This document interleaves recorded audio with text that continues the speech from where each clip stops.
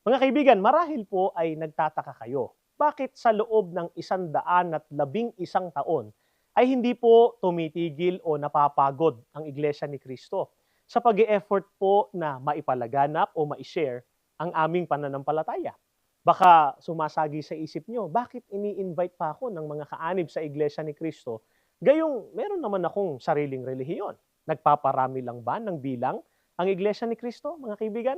Para po sa kaalaman ng lahat, ang ginagawa po namin ay katulad po ng ginawa ng mga apostol at ng mga unang Kristiyano noon.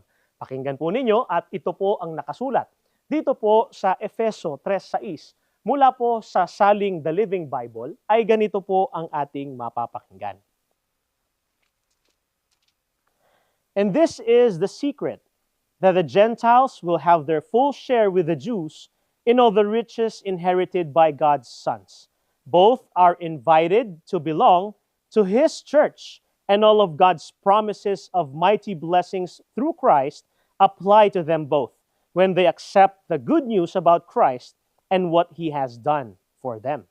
Mga kaibigan, napansin po ba ninyo, sa iglesia o church, doon po in-invite o inakit na umanib ang mga tao para maging tagapagmana ng mga pangako ng ating Panginoong Diyos.